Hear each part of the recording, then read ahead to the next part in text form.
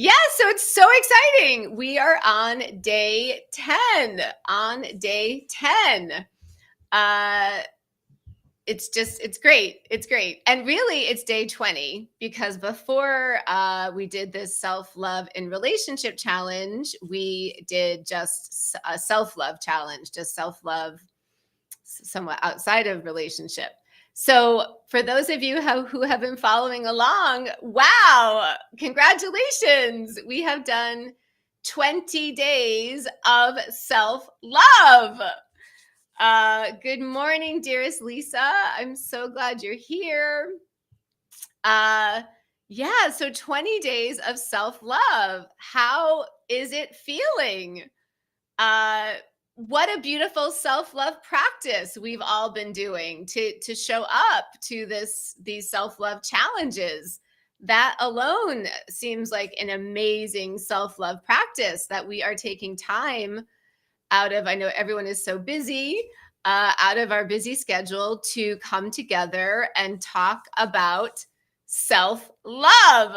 So I'm just want to honor all of you for showing up and making self-love a priority in your life. Amazing. How awesome is that?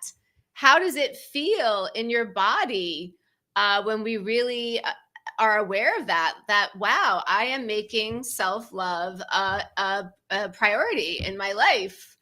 I know for me, when I really embody that, it feels really great. I'm so glad that I am making self-love a priority in my life. We've said throughout these challenges that, for me at least, the practice of self-love, and really as a daily practice, really as a moment-to-moment practice, I really believe can be one of the most powerful transformative tools in your toolkit.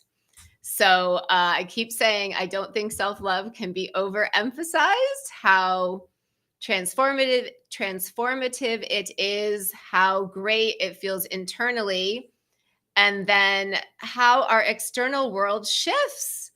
One of our dear members of the You Are Your Own Hero Patreon community and who has been here on these challenges shared a few days ago that she has experienced miracles externally in relationships with 3 people without having to do anything, with simply doing her own inner work around self-love. Isn't that amazing?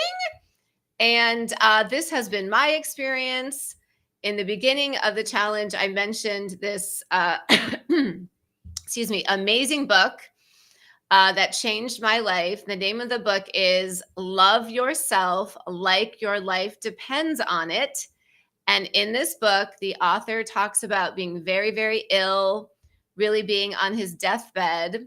And somehow, I believe spirit came to him and he started saying self-love affirmations. Just, I love you. I love you. I love you. I love you.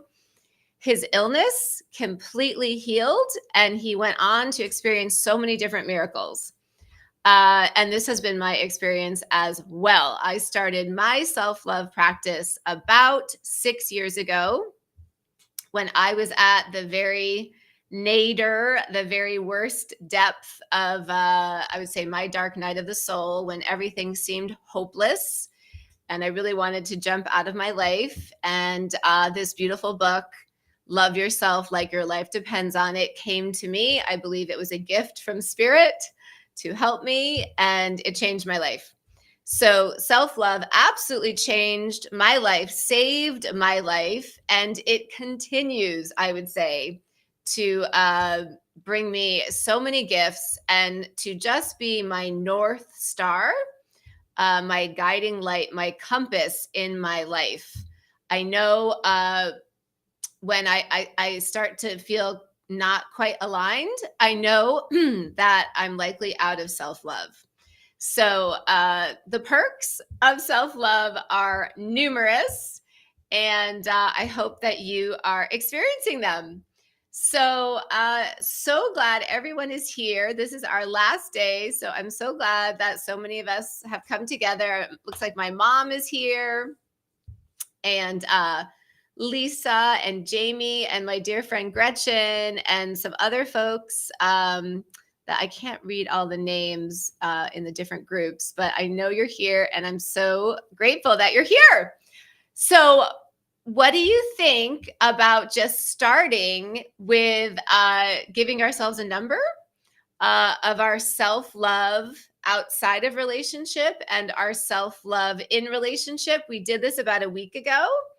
And it might just be fun to see if there's any shifts in our numbers after all of our practices over these weeks.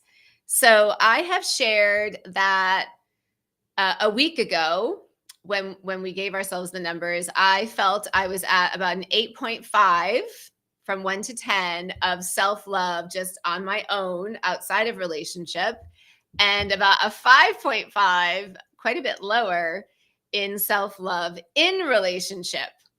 And I think my numbers have shifted upwards.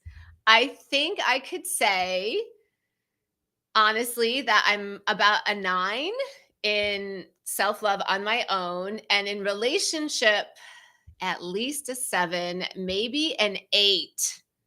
I think I can go to an 8. I think I'm at an 8.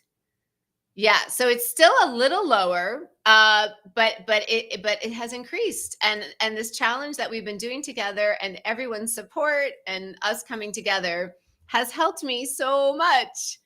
So if you feel like joining in on the numbers game, let me know what your numbers are. It's not important, and it's okay if whatever the numbers are, it's perfect. This is not meant to criticize us in any way, just sort of a fun way to see where we are possibly. So we have a really great practice for our day 10 practice. I'm so excited to get to it. And before we do, I'll just briefly summarize the 9 practices we have done so far. And I'm so curious if one of these practices or multiple ones have really hit home for you. I know some of them, especially the ones that are more new for me, these are the ones that I'm really excited about because it's kind of these aha light bulb moments with some of these practices for me. Almost like, oh, why didn't I know that before? That feels really important, and I'm so glad that now I have remembered this practice. Okay, so day 1, last week we started out with fearless, radical commitment to your own happiness. Oh my goodness, doesn't that feel good? I can be fearlessly, radically committed to my own happiness. It didn't feel that way for most of my life. For most of my life, I felt that I was supposed to please everyone around me. And so this new understanding that I am fearlessly, radically committed to my own happiness, sign me up. Woohoo! That feels great. I am so on board. Day 2, the practice is you and only you are responsible for your life and happiness. Oh, I'm in the driver's seat. I'm the creator of my life. I'm responsible. I'm able. I'm accountable for my own happiness and my own life. Awesome. I like that too. I like that too. I am the creator of my life and my happiness. Amazing. And I just want to pause. Gretchen is sharing her amazing numbers. 8s all around. Though I do sometimes go lower a couple times during the day due to challenging interactions. This is awesome. Awesome. 8s all around. Fantastic. How exciting. And Gretchen shares, Spirit is giving me some practice. Yes. It's all practice, right? It's all a dojo. We've been saying this all throughout the challenge that relationships are dojos. They are training grounds. They are the vessels for our expansion. They are the vessels to help us go into deeper self-love, as well as so many other energies. So it's great. Our challenging relationships in particular are such amazing teachers to us. So even in the depth of the pain and possible suffering of relationship at times, uh, there is so much to learn. And we are constantly being invited to go deeper into self love, for instance. So amazing. And a super warm hello to my dear sister Deborah, who is here, and my dear sister Johanna, who is here. I'm so glad all you amazing people are in the house. I love you. I love being with all of you every day. It's been amazing. Okay, then day 3, fearless, radical commitment to your human's needs. How does that feel? Commitment to my needs? I like the sound of that. I like the sound of that. That feels different to me. I feel that I was socialized to turn away from my own needs. And I think, especially for women, there is very dense programming that our value is based on how we serve others as mothers, as wives, as professionals. So, what a great concept. What a great remembering that, oh, actually, I am number one committed to my own needs. Sign me up. I'm on board. Okay. And then day 4, the practice was the relationship is in each moment. Oh, I love this one. I used to be under the illusion that my happiness is when something happens, when I get married, when I have kids, when I finish my PhD, when. It's somewhere in the future. And I was under the same illusion in my relationship. Oh, well, things will be good in the relationship when one of us has healed something, when something happens, et cetera, et cetera, et cetera. No, that is not my understanding at this point. Our life is right now. We can choose to be happy right now. Our relationship is also right now. How we move through everything in our relationship is the relationship. How we manage conflict, how we manage discomfort with each other. That's the relationship. The relationship is happening every moment, not when something else happens. Okay. And then and then day 5, the practice was love is a verb. Love is a verb. And we're basically going to talk a lot more about this today as well. And then we spent 3 exciting days on one of my favorite topics, and this is fearless, radical commitment to healthy communication. I say this all the time. My PhD is in marriage and family therapy. I have spent a decade working with couples, and time again, it is very clear that what makes or breaks a relationship is the communication. So this cannot be overemphasized how vital, how foundational healthy communication is. And 2 of the main topics that I think really resonated for all of us were active listening, a game changer, active listening, meaning one person talks, the other person is silent and listens and repeats back. And then we switch. It's so simple. But it's easy. It's easy to fall out of active listening. Most of us haven't been taught active listening. I know for me, I probably learned it maybe 20 years ago, but I wish I had learned it much earlier. And then another aspect of healthy communication that I think really resonated for all of us was vulnerability. Vulnerability. How does that word land in your body? Is it a little scary? How does it feel? I know for me, at times it can feel scary because some of the associations with vulnerability is I might get hurt. Vulnerable, right? I'm putting myself out there, putting my neck on the line. I'm being vulnerable. I'm being really honest. I'm being really authentic. I'm being really open-hearted. What if I get hurt? So, and I shared that for me, where I've landed on all of this with vulnerability is I am most committed to showing up in the best way that I can in my life. And to me, that means to be open hearted, to be vulnerable, to give my relationships the best shot possible. If I'm close hearted, if I'm not sharing, if I'm not really honest, wearing my heart on my sleeves, then I'm hiding. Then I'm acting from fear, and I'm not able to give my relationship the best shot. So I may get hurt. I may very well get hurt, but I make peace with that. I would rather get hurt than live in fear. I would rather get hurt than not show up in my best, most courageous self.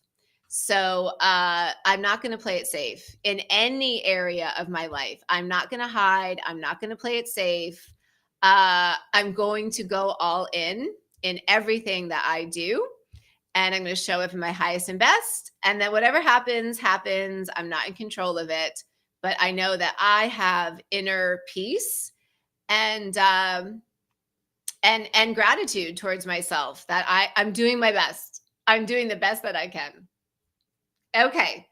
And then the last practice we did, this was yesterday, was radical ownership and accountability for each partner. And this is really juicy for me because this is a bit of a new practice for me to really be aware of this. So first of all, what this means is being really mindful and discerning about what is my stuff, what is my shadow, what are my stories, what are my wounds, what's my inner work that is on my plate. And then what is my partner's stuff, their stories, their shadow, their wounds, their fears, their illusions. And then what is ours together that we need to talk about and harmonize. And along with this is the beautiful adage that we've all heard: we are not responsible for other people's feelings. Okay, this doesn't mean that we speak abrasively or not in a loving way. We always try to, of course, share our perspectives, our thoughts, our feelings from the most loving way that we can. But even when we are the most loving that we can and we have absolutely benevolent intentions, sometimes our truth will land in for our partner or whomever we are in relationship with in a way that is triggering to them and in a way that brings up really painful feelings. And we talked about yesterday this orientation of tiptoeing or walking on eggshells. And I know that has been a really default orientation for me throughout my life. Very, very present to tiptoe, to walk on eggshells, not wanting to rock the boat, not wanting to upset people, somewhat from a fear of abandonment. So we are all being called now to release that type of energy and to really understand that the truth always serves all in the long run. And the truth is what sits with you over time. It's not maybe how you feel immediately. If you have been triggered, you want to just feel all those feelings. And when you have come back to a calm, peaceful, grounded space, if there's a certain truth that remains that feels important to communicate with anyone you're in relationship with, then we are being called to do so. And this is taking ownership and accountability on your own end to deliver truth as it is being called for. And we talked about yesterday as light workers. I know for me, I love to give love. That's my favorite thing. I just want to walk around and give love to everybody. Makes me so happy. But part of shining our light is shining our truth. I believe we are all here to speak the truth, and to not do so can enable behavior that is not highest and best. So again, we're talking about relationship as a dojo, relationship as a vessel for each person's expansion. And part of the beautiful interplay in relationship is to give feedback, is to shine light for each other, because we all have blind spots. We all have unconscious habits, behaviors, patterns that we often are not even fully aware of. So it is a beautiful gift in relationship to shine this light for each other. Yes, it can be uncomfortable. Yes, it can. But in the end, we all know that uncomfortable situations in the end, if we move through them, often bring us the greatest gifts. So true. Okay. So now today, day 10, we made it to day 10. And let me know all those practices that we just summarized, if any of them were particularly resonant for you, or how you feel about any of them. I would love to hear. Okay. So day 10, our practice today, and this is new, is this is quite new for me. So it's very exciting. Fearless, radical, paying attention to how you are being treated in your relationship. I wasn't really paying attention so much to how I have been treated in my relationships throughout my life. I think this had to do with experiences as a child. And I think I have been very, very focused on how I can show up for others, how I can please others, and how I can keep the relationship going. Really feeling, I would say, like a caretaker of the relationship, and really feeling as if I am responsible for the relationship, somewhat just me on my own. Almost as if the other person is just a passenger. I'm driving the car, I'm in charge of the relationship, and the other person can just take a nap and eat snacks while I do the hard work. That has been my default orientation. It has a lot to do with my childhood. So at this point, I kind of feel like it's hard for me to understand why I did not get this before, why I did not remember this truth, but I didn't. So here I am now. Now I remember that it's really important to pay attention to how I am being treated, how my partner is showing up for me in action, in behavior. And I'm really curious how you all feel about this. I can be really taken in by words. I would say I can be a sucker for compliments and,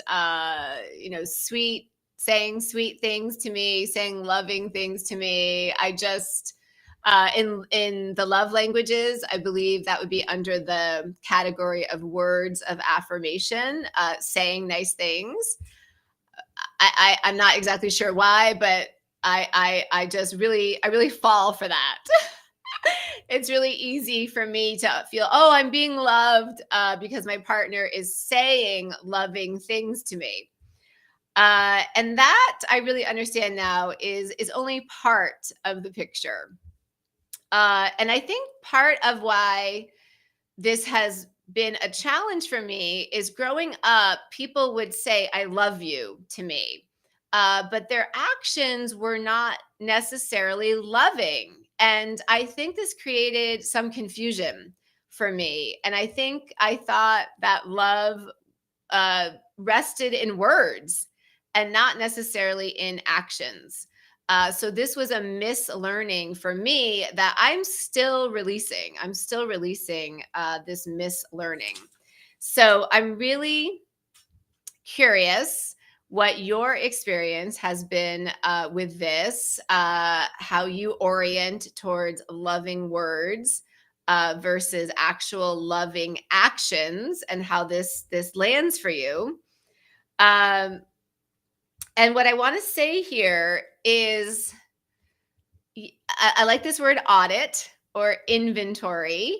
If it feels resonant right now in your partnership or in any relationship, if you really look at how the other person is actually behaving towards you beyond what they say, what are they actually doing? What are they actually showing you? What do you see? What do you see? What do you see in their actual actions, their actual showing up? What do you see there? I'm really curious if anyone wants to share. And when I think about this in relationship, yeah, it's very illuminating to me. It's really, really, really illuminating when I really look at it. Uh, it's a bit sobering, I would say. And then another aspect of this is you can consider it a litmus test.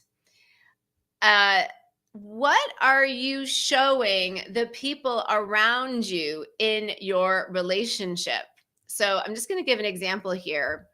I had a very difficult conversation with someone that I'm in very close relationship on a Zoom call a couple of months ago. And I had this conversation. It was in my bedroom on my computer. And I have a pretty small house. And after I came out of my bedroom, I had ended the Zoom call. My son was in the kitchen, which is right next to my bedroom. And my son was crying. And this was really, really painful. And he was crying because he overheard the Zoom call, and he was crying because of how he heard me being treated by this other person on the Zoom call. And I could almost cry right now. This was so heartbreaking to me. First of all, that my son heard this really difficult conversation and that it affected him so much and that he was crying. I just felt so sad that he was sad.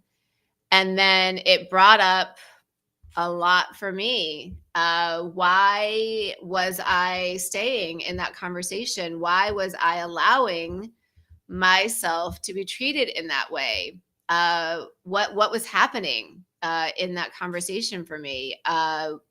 Did I basically go unconscious? And so I ended up crying with my son for many minutes.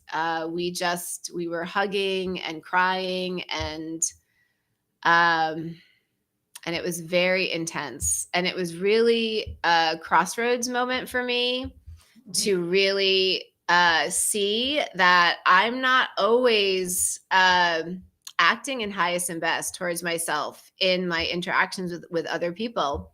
And when I really tuned in to what was happening for me, I think I was experiencing a fear of abandonment and trying to stay in the conversation, hoping that it might turn, hoping that I could do something to bring back peace and harmony and stability in this particular relationship. And it really taught me that no, I can't. If the other person is in a certain consciousness and maybe lashing out, maybe very triggered, maybe angry, there's nothing we can do at that point. There's nothing. The only thing we can do is graciously exit the conversation. So that has been a huge new practice for me. And this was the day 10 practice of our self-love challenge. Was I only participate in loving interactions. And that experience with my son was how I really, really, really had a deep initiation into that. I never wanted I do not ever want my son to have that experience again. So this has been a great litmus test for me to see how my relationships are landing for the people around me, and what they are seeing and what they are experiencing. So their feedback is really helpful, because we all have blind spots, and we all may go unconscious, or we may act out of fear, as I mentioned, this fear of abandonment, for instance. So that experience with my son was really helpful, really, really, really helpful. And another experience actually around my son too, in the same vein, is in a relationship that I have, a close relationship that I have. At times it feels very unstable, and there's sometimes a lot of texting. And I notice around my son, I want to be present for him. I don't want to be on my phone. But I notice that at times I feel drawn to responding to this person, because at times it feels so unstable. And then I'm not present for my son. And so this also is showing me clearly what's going on, that I don't feel secure in this particular relationship. And look how I'm not present with my own son, because I'm responding to these texts. And what is that showing me about the relationship? It's showing me there's a baseline of insecurity, that really needs to be honored and looked at. And how do I want to orient around that? So that as well has been really helpful. So my son, my children have really helped me see very clearly a lot of my own orientations in relationship that are not serving me, and have really helped me come back to how do I want to be treated? How do I want to feel in my primary relationships? So let me know how this is landing for you. Uh, do you have similar experiences with your children or other close people in your life? It could be friends, family members, coworkers. Do you see them giving you some feedback, shining some light on what they see in your relationships, and what is that teaching you? How is that helping you in having really clear eyes around how you are being treated? What we're really talking about is removing any rose-colored glasses around the truth about how we are actually being interacted with. So just really getting down to the possible brutal truth of what is actually happening. So important. This is really a primary practice of inner truth. What is the actual truth of what is happening here, without sugarcoating it, without rationalizing, without saying things like, oh, my partner, he's going through a hard time. Oh, he was just in a bad mood, or he or she. What is the actual truth? What is the truth? And really, really looking at that, and really using that as the guidepost of, well, how do I need to move forward with this truth? And another guiding principle here for me is this practice of, at any moment, I am willing to let go of my partnership, of any relationship, at any moment. At any moment. It's this loose, somewhat non-attached, fluid. I'm going with the flow. I am number one committed to my own happiness, my own peace, my own joy, my own honoring of myself. And if my primary partnership is not contributing to that, or any relationship that I am in, or any circumstance in my life, I am willing and able to let it go at any moment. So we're all familiar with the very typical marriage vow, till death do us part. So this is the opposite of that. This is our relationship is a moment to moment commitment. And if it's not serving one or both of us, we let it go. And of course, this doesn't mean that we just immediately let things go if there's any hint of conflict or dis-ease, but it just means we hold on loosely. We are not tied into necessarily any particular outcome. We are open to what life brings us, and we are committed to ourselves. Whatever happens on the external is icing on the cake, and at any moment, if it serves the highest and best, we can let go of anything that is not serving us. So let me know how this is all landing. I'm really curious how you all feel about this. And I'm really curious if anyone feels like sharing when you look at any relationship in your life and you really are really truthful and you're really looking at how is this person truly showing up for me and what do you see? And I'm just going to share another real life example. So I have a family member who it has been a very challenging relationship for most of my life. And I have felt hurt quite a bit. But when I actually look at how this person is showing up for me, this person really shows up for me a lot when I really look at their actions. And this is the first time I'm really, really looking at this in this way, actually. I'm really glad that we have this practice today. Because this person sometimes can say really, really hurtful things and lots of other things. But actually, this person shows up for me a lot in their actions and behavior.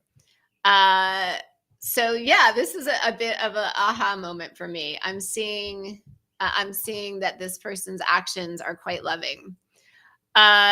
So that is really interesting to me. Let me know if you have any similar experiences with people that you are in relationship with.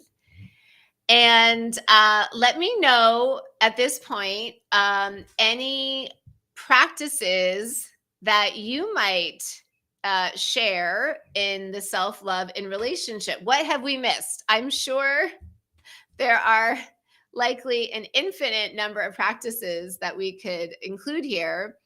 And I'm really curious if there's anything that you would like to share about self-love and relationship practices that are really dear to you. And Gretchen, thank you so much for your comment. My daughter shared her truth with a close friend of mine, and he vanished into thin air. Yeah. So that is a really intense experience. Sometimes when we share our truth, things fall away. How are you all feeling about that at this point in time? Now there's been some passage of time around that. How is that landing for both of you now that you shared a truth and the relationship, at least at this point, has fallen away? And what would it have felt like not to share that truth? And how would that have sat with you all?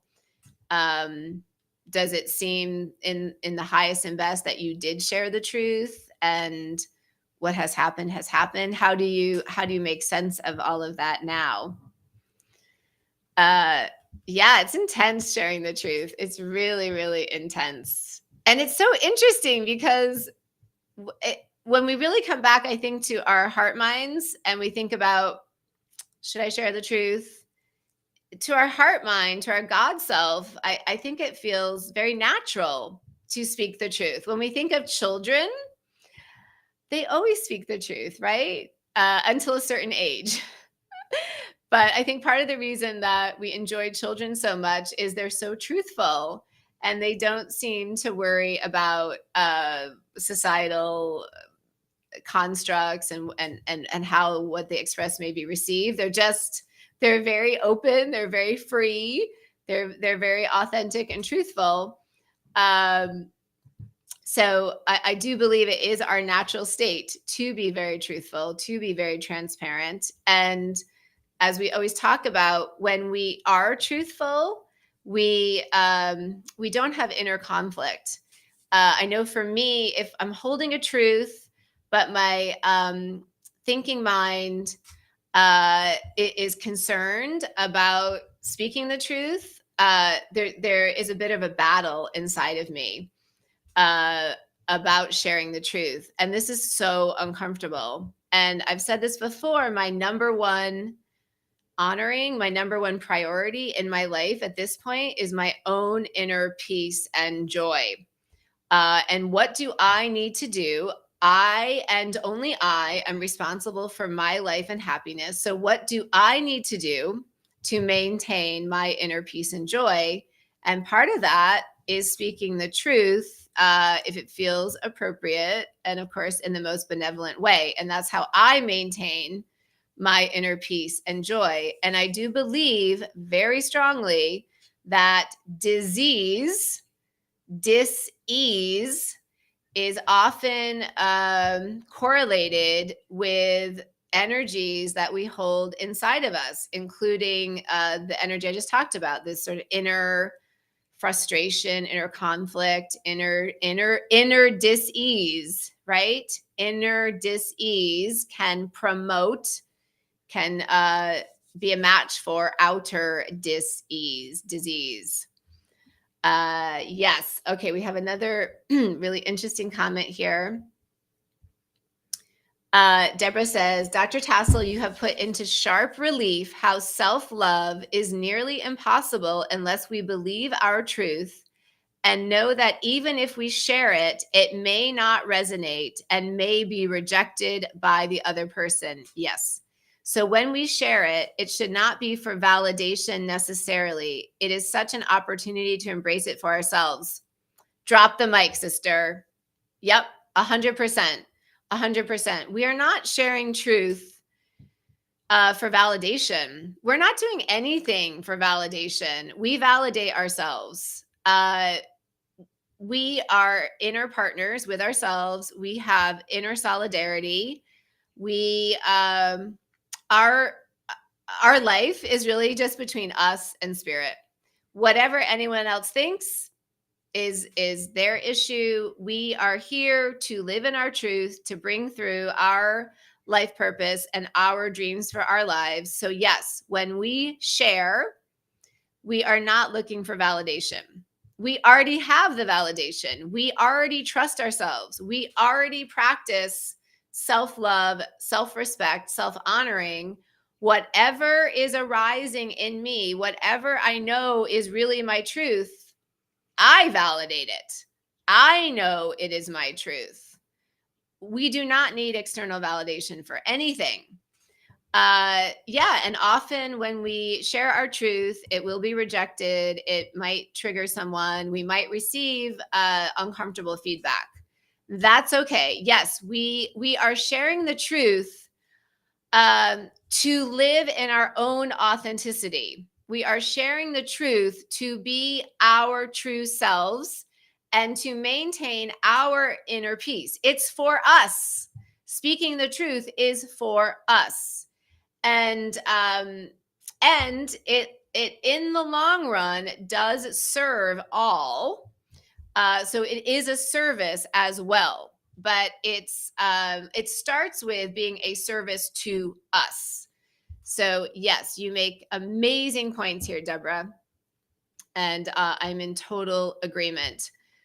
And what you're really focusing on is one of the main foundations of our entire self-love revolution. And again, that is this radical self-honoring self-trust.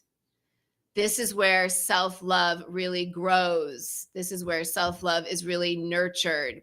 When we have a radical self-respect, self-trust of ourselves. This means everything that is within me, I honor.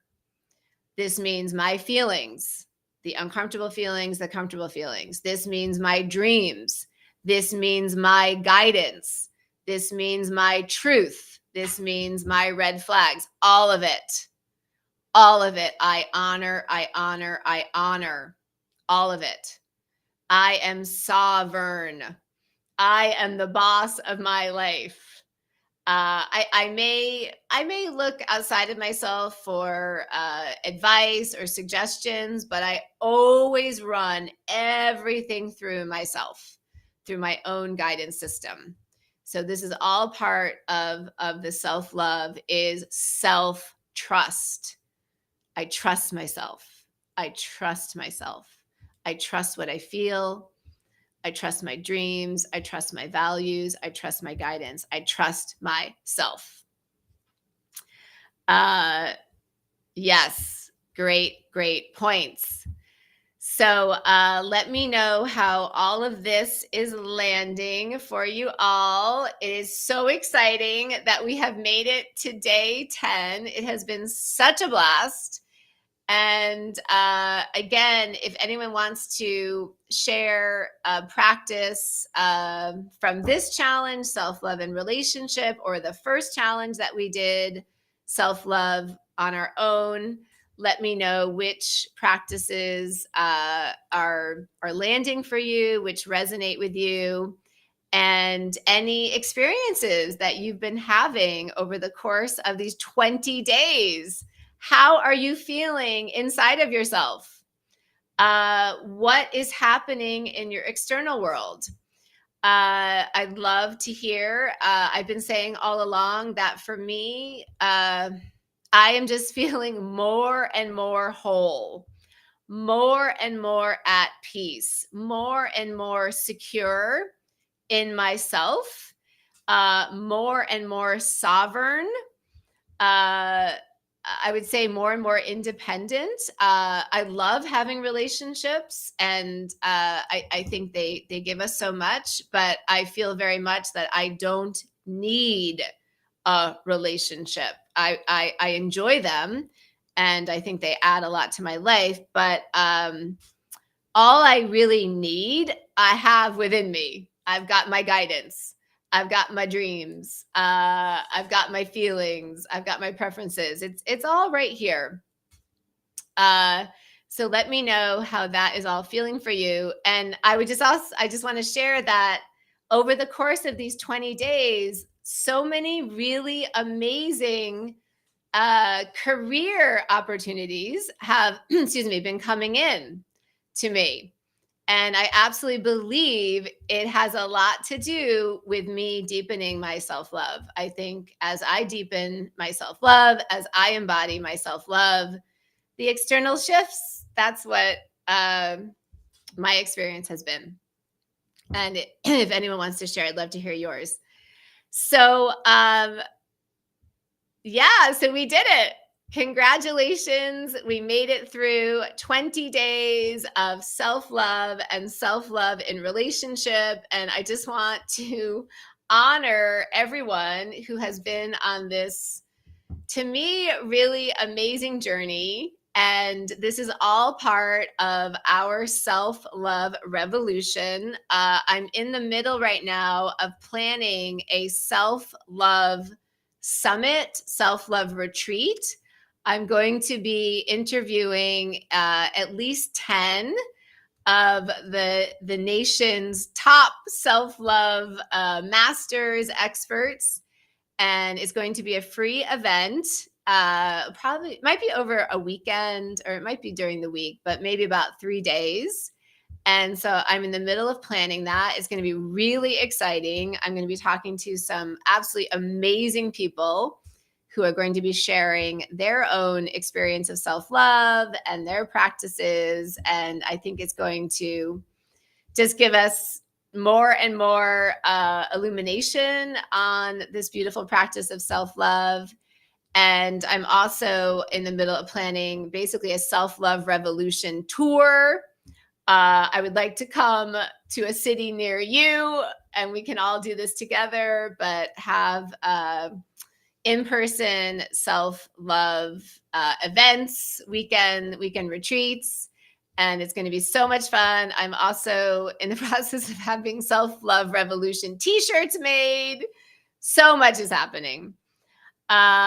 And I'm still thinking about what to do next. I'm really interested in doing a self-love your body, love your body, basically challenge. That may be the next one that we're going to do. I hope that sounds resonant for you. Love your body. Love your body. This is really important. We are in this body 24/7 on earth, right? This is our vessel. We're in it all the time. So how delightful to really love our body, to really feel comfortable in our body, all of it. Thank you, Lisa, for the beautiful comment. I'll be rewatching the whole shebang. Great. Yeah, so all of the videos are on the YouTube channel. That might be the easiest place to see them. They're all there on our You Are Your Own Hero YouTube channel. And the address of that is youtube.com/You Are Your Own Hero, all one word. So all of these videos are right on there. Gretchen says, I experienced a beautiful stretch assignment career opportunity that fell into my lap, but I had to be aware enough to say yes. Oh, amazing. So a great career opportunity for you. I love it. Yeah, that's been happening for me over these past couple weeks too. I just think it's so magical to see the external shifts. You don't have to do anything. It's just your internal energy is changing, and then you're just a match for different things. What I said this last night on our Patreon meeting. I said the inner investment reaps outer rewards. So much of what we're understanding about how the universe works is it's your energy. It's your energy. It's not necessarily the actions you take in your life that bring changes. Of course, you do need to take some actions, but it starts with your energy. It starts with your energy. So thank you all so much. It's bittersweet for me. I've loved these 2 10-day challenges so much. And I will post on our Facebook group what we're doing next week. I'm still sort of thinking about that, seeing what Spirit is asking me to do. But we will keep doing really exciting things. And so much love to you. Let's see, there's another great comment here. Self-love summit and weekend retreats and love your body. My heart is dancing. Oh, and I can't see the name of who said that. If you want to just type in your name, I'd love to know who this is. On the chat that I have, it isn't able to show all the names depending on where you're coming in from.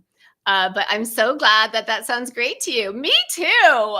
Self-love summit, sign me up. Weekend retreats, sign me up. Love your body, I'm in. Yes, I agree. They all sound really fun. I would love, oh, it's Christina. Yay. Thank you, Christina. I'm so glad that sounds resonant for you. Yeah, it'd be so great to see everybody in person. This is lovely. I can feel everyone's energy and I love it.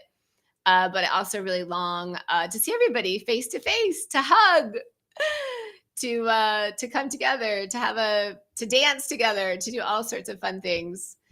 So thank you all so much. It has been an honor and a privilege to be with you. I'm so grateful for all of you. You are all amazing. You're all beautiful self-love ambassadors, ambassadors of so many different gifts.